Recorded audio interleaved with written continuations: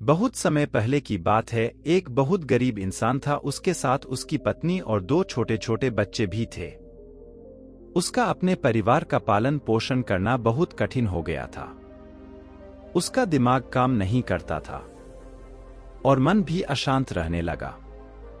तभी उसने अपना घर छोड़ने का फैसला लिया। एक रात जब उसकी पत्नी और दोनों बच्चे सो रहे थे तो वो चुपचाप घर से चला गया। रात में बिना किसी मंजिल के वो आदमी चलता रहा। तभी अचानक उसने देखा कि एक नदी किनारे भगवान बुद्ध अपने शिष्यों के साथ बैठे हैं। उसी वक्त उसने निर्णय लिया कि वह अब सन्यासी हो जाएगा और भगवान बुद्ध का शिष्य बनकर यहीं रहेगा। उसके बाद वह भगवान बुद्ध के चरणों में जाकर गिर गया और उनसे विनती करने लगा कि वो उसे अपना शिष्य बनाकर अपने साथ ही रख लें।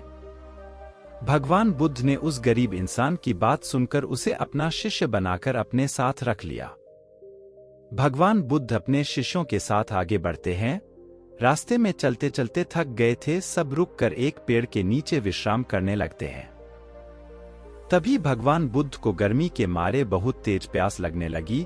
उन्होंने अपने नए शिष्य से कहा, यहाँ पास में ही एक सरोवर है, तुम जाकर वहां से पानी ले आओ। भगवान बुद्ध का आदेश मानकर वह सरोवर से पानी लेने चला गया। जब वह सरोवर के पास पहुंचा तो उसने देखा कि कुछ जंगली जानवर सरोवर में उधम मचा रहे हैं। जैसे ही वह सरोवर के और पास गया, सारे जानवर वहां से भाग जाते हैं, लेकिन सरोवर में कीचड़ सड़े गले पत्ते ऊपर तैर रहे थे, जिसके कारण उसका मन नहीं मान रहा था। उसने सोचा, इतना गंदा पानी भगवान बुद्ध पिएंगे कैसे?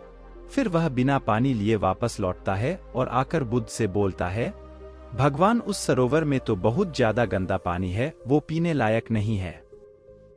अपने शिष्य की बात सुनकर भगवान बुद्ध थोड़ी देर चुप होकर बोले, जाओ उसी सरोवर से जाकर पानी लेकर आओ।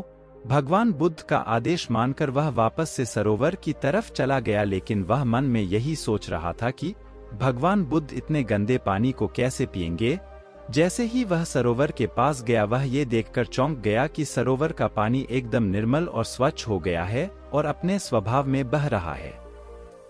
उसने पानी लिया और भगवान बुद्ध के पास आते ही उनसे प्रश्न करता है, भगवान, थोड़ी ही देर में सरोवर का मैला पानी इतना साफ कैसे हो गया? फिर बुद्ध ने उसे समझाते हुए कहा, और जब जानवर पानी में उधम मचाए हुए थे तब सरोवर का कीचड़ उभर आया था, लेकिन कुछ देर शांत रहने पर कीचड़ फिर से नीचे बैठ गया और पानी पहले जैसे फिर से निर्मल और स्वच्छ हो गया। ठीक इसी तरह से हमारे मन की स्थिति भी ऐसी ही होती है। जीवन की कठिनाइयों और भाग दौड़ हमारी मन में उथल पुथल पैदा कर देती हैं, जिसके कारण हम बिना सोचे समझे गलत निर्णय ले लेते हैं। लेकिन कोई भी निर्णय लेने से पहले अगर हम अपने चित्त को शांत रखें और धैर्यपूर्वक बैठकर सोचें तो हमारे मन की वो उथल पुथल भी पानी की कीचड़ की तरह नीचे बैठ जाती है और तब हम जो भी निर्णय लेते हैं वो हमेशा सही होता है। इसलिए बुरे समय में इंसान को अपना धीरज नहीं खोना चाहिए।